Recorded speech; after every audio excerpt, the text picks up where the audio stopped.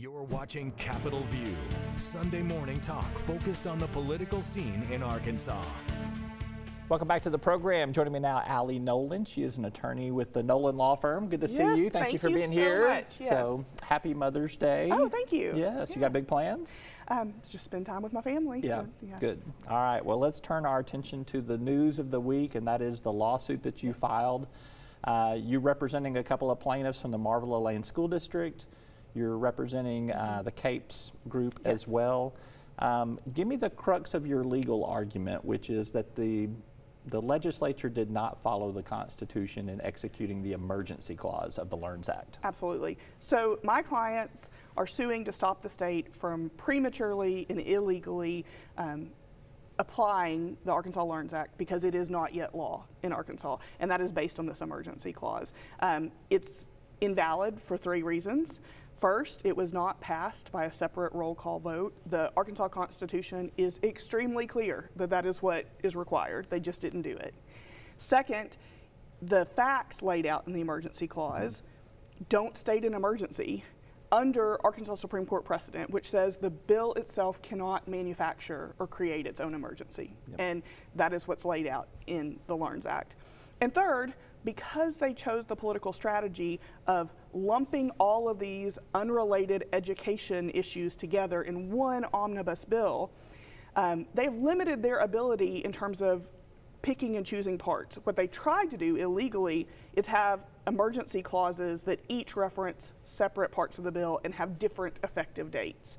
I can't do that under the Arkansas Constitution. All right, well, let's break down some of that. Let's begin with the fact that if you watch the video of the roll call on the votes, they do state specifically you're voting on the bill and the emergency clause. They're recorded in the books as separate votes. Why does that not satisfy constitutional muster? Because I could see a legal interpretation where it does. So the Arkansas Constitution, Article 5, Section 1, clearly says that if the bill passes, there has to be a separate roll call vote by which 2/3 majority votes in favor of emergency enactment. That is not just a technicality. We have had bills in Arkansas, I'll say the Guns on Campus is an example, where the bill passed, but then the legislature voted down the emergency.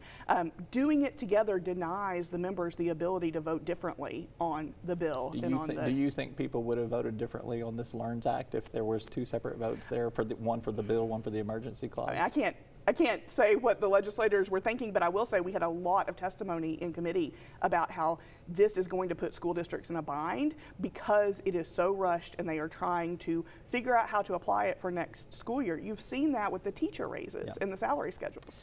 So I would just say that there is a way around that if I'm on the other side of the argument that you're making here. The governor could call them into special session. They could pass this thing in 3 days with a separate emergency clause vote if they want to, and then your lawsuit's kind of moot on at least that one point. Well, I will say for my clients, the timing matters. Right now, the state board has approved a contract, a transformation contract for Marvell Lane School District, which would effectively allow a charter school management company to take over that public school district.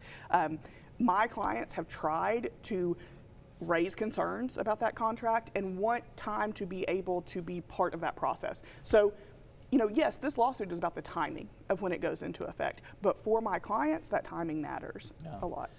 Also, the timing for the group, the Capes group, that is wanting to try to get the referendum on there.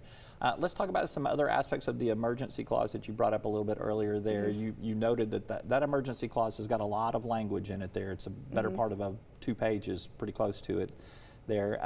I could make a pretty good argument for an emergency clause in that bill, in that you do have to get some things done before the next school year goes into effect. Why is that not a valid argument? Because in Safe Surgery Arkansas versus Thurston, remember when the ophthalmologist and the optometrist had a big fight in Arkansas?